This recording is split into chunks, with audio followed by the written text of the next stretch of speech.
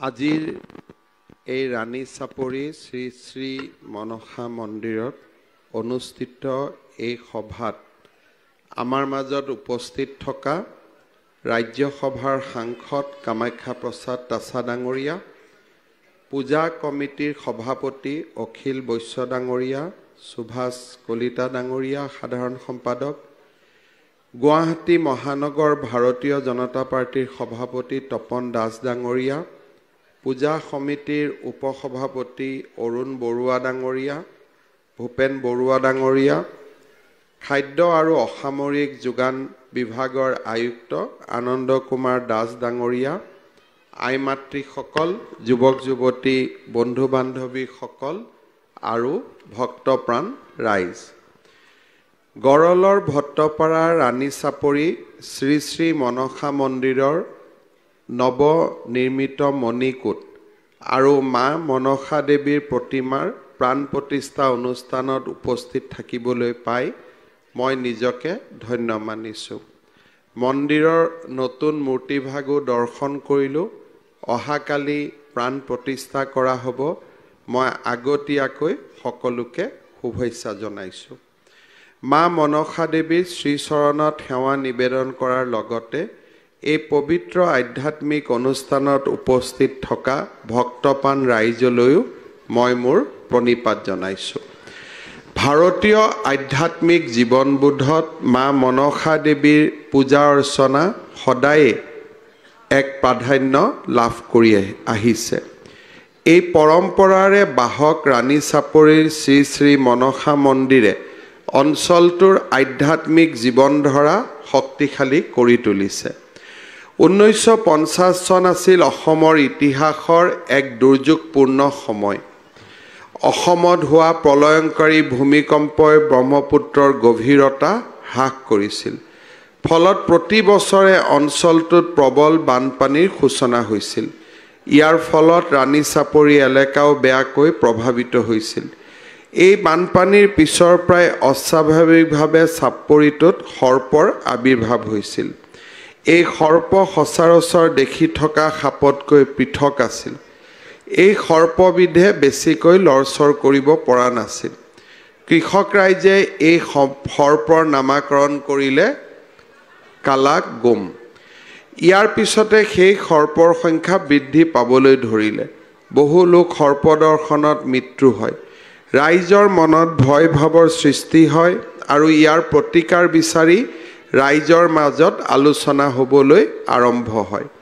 সেই সময়তে ভট্টপাৰা নিবাসী স্বৰ্গীয় দণ্ডী দাসৰ ঘৰত কাম কৰা হিচাপে থকা এজন বিহাৰী লোকে সপোন দেখিছিল যে চাপৰিটোত মনসা পূজা কৰিলে এই বিপদৰ পৰা মুক্তি হ'ব পৰা যাব।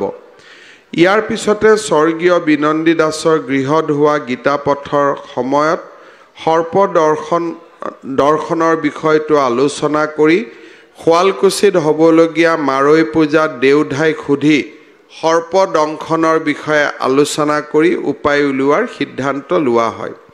দেওধায়ে চাপৰিত দেৱী মনসাৰ আবিৰ্ভাৱৰ কথা ব্যক্ত কৰে আৰু দেৱীক পূজা অৰ্চনা কৰিলে ভয় অথবা বিপদৰ পৰা ৰক্ষা পাব বুলি উপায় দিয়ে।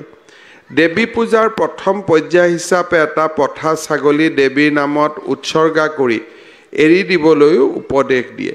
সেই উপদেশ মতে 1959 চনৰ শ্ৰী শ্ৰী মনসা দেৱীৰ নামত এটি ছাগলী উৎসৰ্গা কৰা হয় আৰু সেই বছৰতে ৰাণী চাপৰিত মনসা দেৱীৰ পূজা আৰম্ভ হয়। 1960 চনত বহাগ মাহত কৃষ্ণ পঞ্চমী তিথিৰ প্ৰথম দেৱীৰ মূৰ্তি সজাই ৰাণী চাপৰিত পূজাৰ আয়োজন কৰা হয় আৰু তেতিয়াৰ পৰা এই পূজা নিৰবিচ্ছিন্নভাৱে চলি আছে। ভাৰতীয় আধ্যাত্মিক জীৱনবোধত মা মনসা দেৱীৰ পূজাই বিশেষ গুৰুত্ব লাভ কৰি আহিছে। মনসা দেৱীৰ আবিৰ্ভাৱৰ পূৰ্বে ধৰ্মদেৱতাই সহস্ৰ ফণাযুক্ত বাসুকী নাগৰ সৃষ্টি কৰে বুলি বিশ্বাস কৰা হয়। তেতিয়াৰ পৰা সৰ্পদৰ্শনত বহু মানুহৰ মৃত্যু হ'বলৈ ধৰে। তেতিয়া ব্ৰহ্মাই কাশ্যপ মুনিক তপস্যাৰ দ্বাৰা বীজ মন্ত্ৰ সৃষ্টি কৰাৰ উপদেশ দিয়ে। কাশ্যপ মুনিয়ে বীজ মন্ত্ৰ সৃষ্টিৰ লগতে মনৰ পৰা অধিষ্ঠাত্ৰী দেৱীক সৃষ্টি কৰে। সেইবাবে মনসা দেৱীক কাশ্যপৰ মানস কন্যা বুলিও অভিহিত কৰা হয়। পদ্ম পুৰাণৰ মতে মহাদেৱৰ পৰা মনসা দেৱীৰ সৃষ্টি হোৱা বুলিও কোৱা হৈছে। ব্ৰহ্ম কৈৱৰ্ত পুৰাণৰ প্ৰকৃতি খণ্ডত মনসা দেৱীক 12টা নামেৰে নামাকৰণ কৰা হৈছে। অসমত পদ্মাৱতী, বিষহৰী, বাৰৈ দেৱী, তেনেকৈ মহীপুৰ আৰু কৰ্ণাটকত মহীশূৰ বা মাইশ্বৰ আৰু কৰ্ণাটকত নাগাল্লা আৰু সুদামা বুলি জনা যায়। অন্ধ্ৰপ্ৰদেশত নাগাল্লা বা বাল নাগাম্মা, উৰিষ্যাত বৈৰাটপাট ঠাকুৰাণী বুলিও মনসা মাক উল্লেখ কৰা হয়। ৰজা পৰীক্ষিতৰ সৰ্পদৰ্শনৰ মৃত্যু ভাৰতীয় সনাতন সভ্যতাৰ এক গুৰুত্বপূৰ্ণ অধ্যায়। পিতৃৰ মৃত্যুৰ বাবে পৰীক্ষিতৰ পুত্ৰ জন্মেজয়ে পুতক তুলিবলৈ সৰ্পধ্বংস যজ্ঞ আৰম্ভ কৰে। ইয়াৰ পিছতেই দেৱী মনসাৰ পুত্ৰ আস্তিকে জন্মেজয়ৰ ওচৰত ক্ষমা প্ৰাৰ্থনা কৰে আৰু তেতিয়া জন্মেজয়ে সৰ্পধ্বংস যজ্ঞ বন্ধ কৰে। তাৰ বিনিময়ত দেৱলোকত পোনপ্ৰথমে শ্ৰী মনসা দেৱীক ইন্দ্ৰ দেৱতাৰ দ্বাৰা পূজিত হয়। আনহাতে নৰলোকত মা মনসা দেৱীৰ পূজাৰ সৈতে জড়িত হৈ আছে চান্দ সদাগৰৰ আখ্যান। শিৱভক্ত চান্দ সদাগৰে শিৱৰ বাহিৰে আন দেৱ দেৱীক পূজা তিৰস্কাৰ কৰিছিল।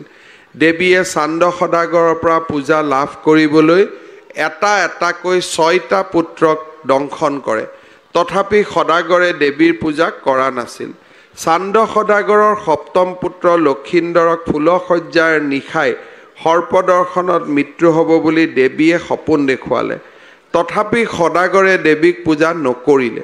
বেউলাৰ সৈতে লক্ষীন্দৰৰ বিবাহ কাৰ্য সম্পাদন হোৱাৰ পিছত মেৰ ঘৰত ৰখাৰ ব্যৱস্থা কৰিলে। কিন্তু ফুলশয্যাৰ নিশা লক্ষীন্দৰৰ সৰ্পদৰ্শনত মৃত্যু হয়। বেউলাৰ স্বামীৰ প্ৰতি থকা অগাত্য প্ৰেমৰ বাবে শিৱক স্তুতি কৰে। শিৱ সন্তুষ্ট হৈ লগতে মনসা দেৱীক নৃত্যৰে সন্তুষ্ট কৰি স্বামীৰ লগতে লক্ষীন্দৰৰ 6 ভায়েকক জীয়াই আনিলে। অৱশেষত চান্দ সদাগৰে এখনি বেলপাত দি মনসা দেৱীক পূজা আগবঢ়ায়। তেতিয়াৰ পৰাই নৰলোকত দেৱী নাগমাতা ৰূপে পূজিত হৈ আহিছে। মা কামাখ্যাৰ মন্দিৰত প্ৰতি বছৰে শাওন আৰু ভাদ মাহৰ সংক্ৰান্তিৰ দিনা মনসা পূজা বা মাৰৈ পূজা অনুষ্ঠিত হৈ আহিছে। দেৱীক আৰাধনা কৰিবলৈ এক বিশেষ নৃত্যৰ আয়োজন কৰা হয়। পুৰুষসকলক দেওধা বোলা হয়। এওঁলোকে ভক্তিভাৱে নানাবিধ বাদ্যযন্ত্ৰ পৰিৱেশন কৰি উচ্চ ধ্বনি কৰে। ইয়াকে দেওধনী বুলিও কোৱা হয়। আগতে এই মনসা পূজাত নাৰীসকলেও নৃত্য কৰি আহিছিল। দেওধা নচাৰ এই পৰম্পৰা অসমত মনসা দেৱীৰ পূজাৰ ঐতিহ্যৰ বিষয়ে অনুধাৱন কৰিব পাৰি। কামাখ্যা ধামৰ দৰে মনসা পূজা বা মাৰৈ পূজাৰ লগত সংগতি ৰাখি দেওধা নচাৰ পৰম্পৰা কামৰূপৰ বিভিন্ন শক্তিপীঠত প্ৰচলিত হৈ আহিছে। আহোম ৰজাসকলৰ আমোলত দেওধা নামৰ ভৱিষ্যতৰ বক্তা এগৰাকী আছিল। কোচ ৰজাসকলৰ দিনত দেওধাৰ বিপৰীতে দেওধনীৰ প্ৰচলন আছিল। কছাৰীসকলে আয়োজন কৰা মাৰৈ পূজাটো দেওধা নৃত্য মহিলাসকলে কৰিছিল। কোচ ৰাজত্বকালত ৰচিত দৰং ৰাজবংশাৱলীৰ পৰা কোচ ৰাজত্বকালত বহলভাৱে প্ৰচলিত দেওধনী নাচৰ বিষয়ে জানিব পৰা যায়। কামৰূপৰ কামাখ্যা ধামত দেওধা নচা পৰম্পৰা উত্তৰ কামৰূপতকৈ দক্ষিণ কামৰূপ আৰু দৰং জিলাত বহু বেছি প্ৰচলিত। জনশ্ৰুতিৰ পৰা জনা যায় যে দৰঙী ৰজাৰ পুৰোহিত আৰু ৰজায়ো দেওধনী নৃত্য শিকিছিল। অসমত মনসা পূজাৰ সম্পৰ্কত বিশিষ্ট সাহিত্যিক লোক সংস্কৃতিৰ গৱেষক ডক্টৰ নিৰ্মল প্ৰভা বৰদলৈয়ে এনেদৰে কৈছে। সৰ্পভয় নিবাৰণ, মাৰিমাৰক অপসাৰণ আৰু বিশেষ কাৰ্যত সিদ্ধি লাভ কৰিবৰ বাবে কামৰূপ আৰু গোৱালপাৰা অঞ্চলত মনসা বা মাৰৈ পূজা জাকজমতাৰে অনুষ্ঠিত কৰা হয়। বহুতে বাৰ্ষিকভাৱেও এই পূজা নিজ ঘৰত পালন কৰে। উজনি অসমত এই পূজাৰ প্ৰচলন বেছিকৈ দেখা নাযায়। মনসা পূজাৰ প্ৰধানকৈ 4 প্ৰকাৰৰ। একপৰীয়া পূজা বা ৰং পূজা, এদিন আৰু এৰাতি বিয়পা ৰং বা গোটা ৰং, 3 দিনীয়া মাৰৈ বা ৰাঙিয়াল মাৰৈ পূজা আৰু 5, 7, 9, 11 আদি বিখুৰীয়া দিনজুৰি দীঘলীয়াকৈ কৰা মাৰৈ পূজা। একপৰীয়া মাৰৈ পূজা এপৰমান বেলিৰ পৰা পূজা আৰম্ভ হয়। দেৱী পূজাত দুপৰীয়াটো অতিবাহিত হয়। আবেলি ওজাপালি অনুষ্ঠানেৰে এই পূজা সামৰা হয়। দ্বিতীয় ধৰণৰ পূজাত পূজাৰ আগদিনা বোধন হয়। বোধনত দেৱী বন্দনাৰে দেৱীক জগাই তোলা হয়।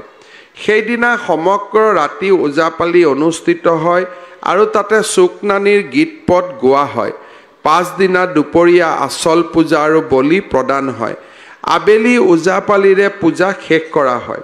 মনসা পূজাত দিয়া বলিৰ ভিতৰত মহ, ছাগলী, পাৰ, মাগুৰ, মাছ, কোমোৰা, কুঁহিয়াৰ, কলা, কচু আদিয়েই প্ৰধান।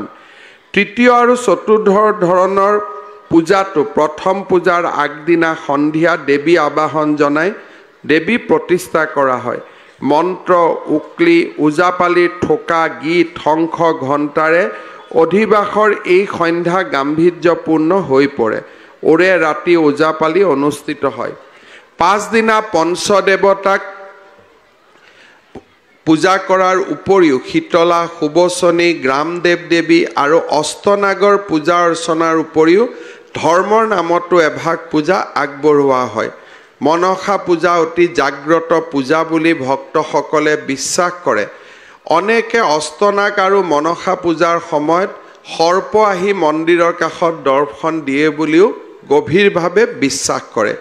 সেইকাৰণে পূজাত যাতে শুদ্ধভাৱে মন্ত্ৰ উচ্চাৰণ হয় আৰু মন্ত্ৰৰ লগে লগে ওজাই পালিবৰ্গৰ লগত গোৱা বিভিন্ন দেৱতাৰ বন্দনা গীত যাতে ঠিক সময়ে সময়ে গোৱা হয় তালৈ সতৰ্ক দৃষ্টি ৰখা হয়। মনসা পূজাত দেৱী স্নানৰ কাৰণে দুনৰি, উৰুলি আৰু বিভিন্ন মাংগলিক বাদ্য বজাই আয়তীসকলে যি ঠাইত পানী তোলে সেই পানীত থকা গ্ৰাম দেৱতাক পূজা কৰাৰ উপৰিও পূজা মণ্ডপৰ প্ৰৱেশদ্বাৰত দ্বাৰপালৰ পূজা বুলি যাত্ৰা কলপুলিৰ ওপৰত পূজা কৰে। গোৱালপাৰা পিনে অনুষ্ঠিত মনসা বা বিশ্বহৰি পূজাত দেওধানী উঠে আৰু দেওধানীয়ে ভূত ভৱিষ্যতৰ কথাও ক'ব পাৰে। আমাৰ শুৱালকুছিতো আমি সকলোৱে দেখোঁ যে দেওধাসকলে ভূত ভৱিষ্যতৰ কথা ক'বলৈ যত্ন কৰে। ভট্টপৰা ৰাণী চাপৰিৰ এই মনসা মন্দিৰৰ নৱনিৰ্মিত মণিকূট আৰু মা মনসা দেৱীৰ প্ৰতিমাৰ প্ৰাণ প্ৰতিষ্ঠাৰ জৰিয়তে অঞ্চলটোত আধ্যাত্মিক বাতাবৰণ আৰু অধিক শক্তিশালী হ'ব বুলি মই আশা কৰোঁ। ৰাণী চাপৰিৰ মনসা মন্দিৰৰ পূজা সমিতিয়ে মোক এখন স্মাৰক পত্ৰ দিছে। তাত এটা নতুন সভাগৰ নিৰ্মাণ, অইন ৰাজ্যৰ ভকতবৃন্দৰ বাবে অতিথিশালা, মন্দিৰৰ জৰিয়তে এখন শিক্ষা প্ৰতিষ্ঠান, এখন চিকিৎসা কেন্দ্ৰ, কৃষকসকলৰ বাবে এটা কোল্ড ষ্ট'ৰেজ, ৰাণী চাপৰিৰ সুৰক্ষা ব্যৱস্থা, এটা আৰক্ষী চৌকী, গড়খহনীয়া প্ৰতিৰোধ ব্যৱস্থা আৰু অল্ড এটি ৰোডেৰে চৰকাৰী বাছ সেৱা চলাবলৈ মোক অনুৰোধ কৰিছে। মই এটা এটাকৈ গোটেই বিষয়কেইটা আলাপ আলোচনা কৰি মই সমাধান কৰি দিম। যিমানখিনি কাম সম্ভৱ সিমানখিনি মই কৰি দিম। তাৰ লগতে এই নতুন সভাগৰ নিৰ্মাণৰ বাবেও মই এই বছৰ 50 লাখ, অহা বছৰ 50 লাখ টকা আপোনালোকক আগবঢ়াম, যাতে সুন্দৰ কৰি আপোনালোকে মনসা মন্দিৰটো নিৰ্মাণ কৰিব পাৰে।